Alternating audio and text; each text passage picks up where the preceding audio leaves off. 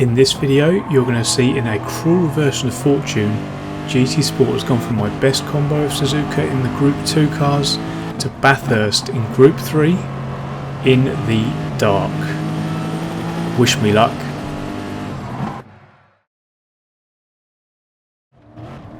Hey guys, and welcome along to another video. If this is your first time here and you are watching all sorts of sim racing related stuff, subscribe now and click the bell icon so you get notified of every video I upload and you don't miss a thing. We're going to get straight to the action here as the Italian Inter 6 immediately goes deep into the first corner. We managed to get alongside him, but the Ford GT himself has a moment, so we managed to split them down the mountain straight.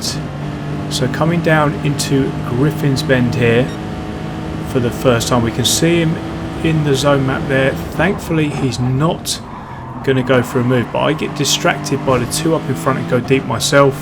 But it's okay though, as the Italian goes even deeper than me and eats the wall on the outside of Griffin's.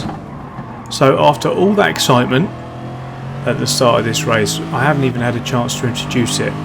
So this is Daily Race C. We're around Bathurst, obviously in the dark.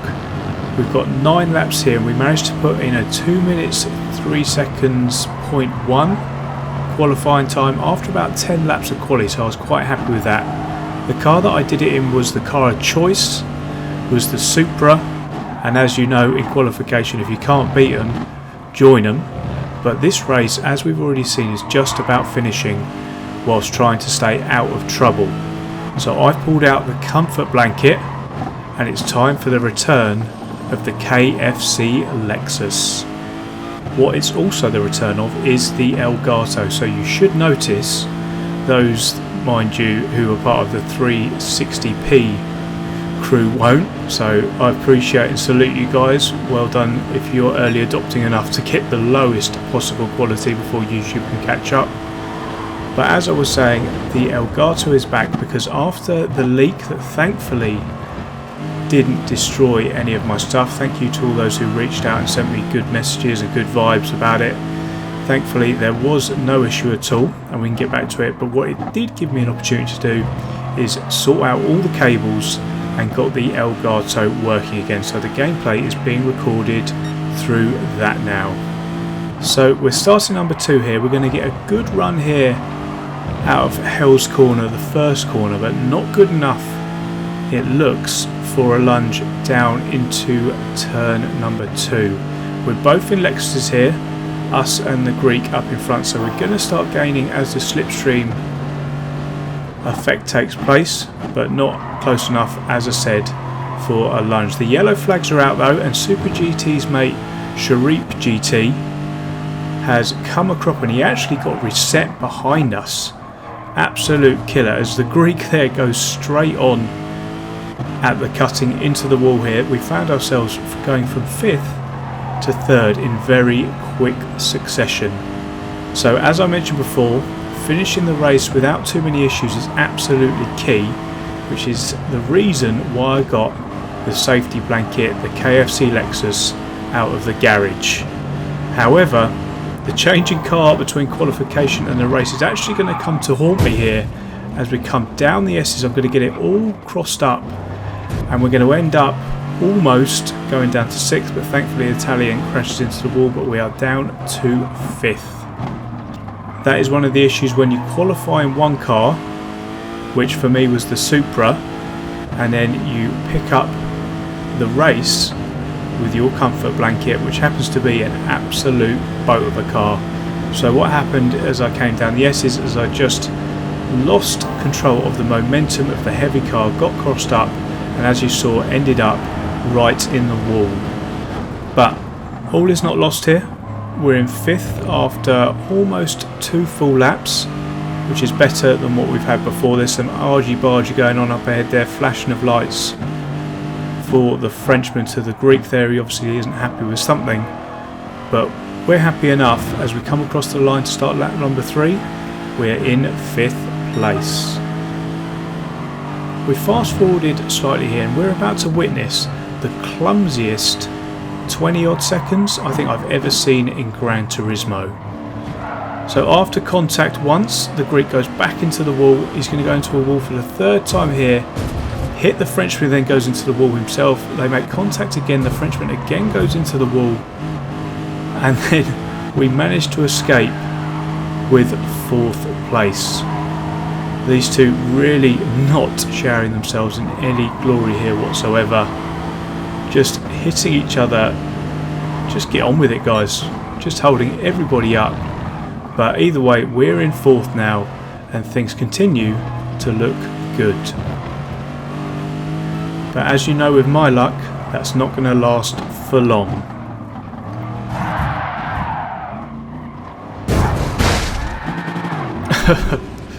I mean, you couldn't write it, could you? The German had other ideas there. Coming into Forest's elbow, rams me straight into the wall. I get hit again and come all the way down to 9th place after being overtaken by Ananus. But to be honest with you, I don't actually get too worried about it anymore. I've come to expect it after the run that we've been on, but that excludes the Suzuka stuff because that went well. But outside of that, we've just come across some right twats. The twat magnet has been on full strength, and it's attracted all the twats that I think Gran Turismo has to offer. So all we can do now is try and make best of a bad situation and try and get ourselves up out of this 9th place.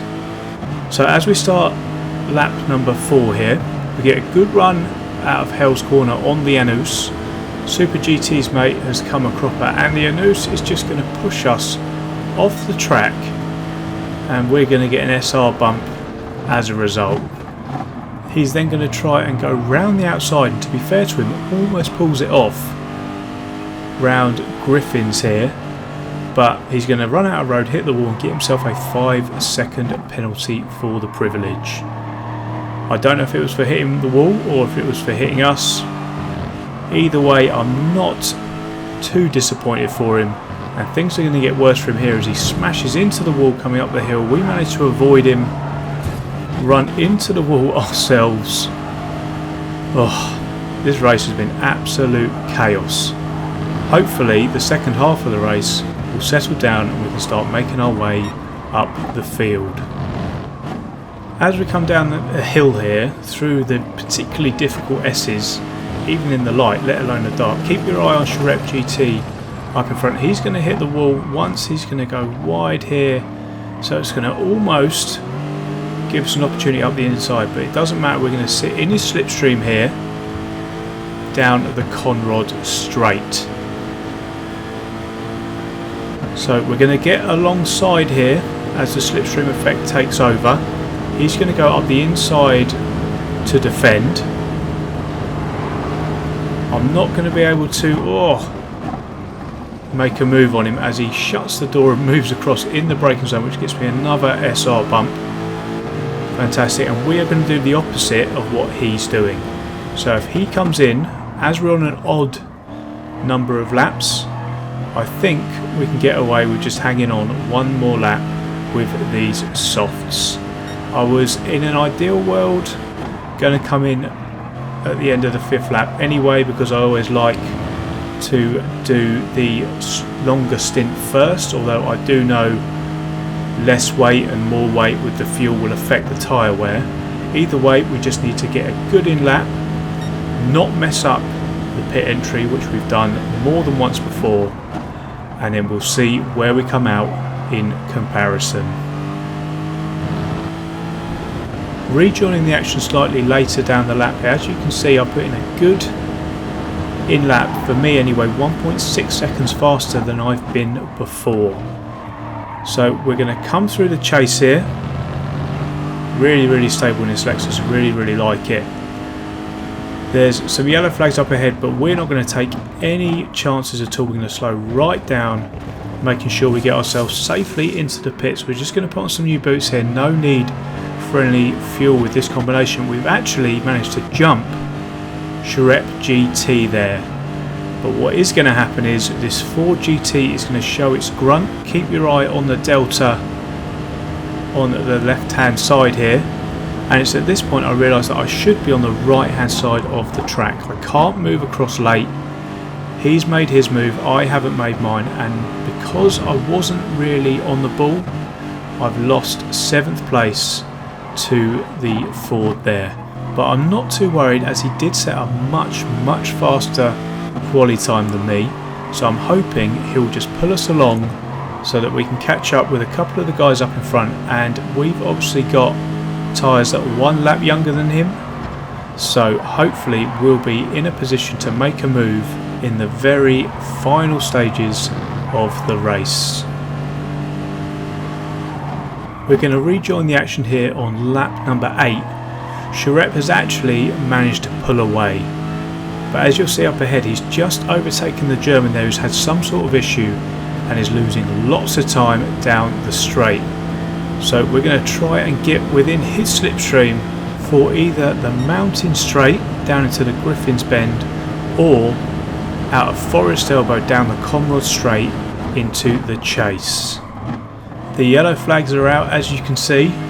Dust is being kicked up here, so we can see what has gone on up ahead.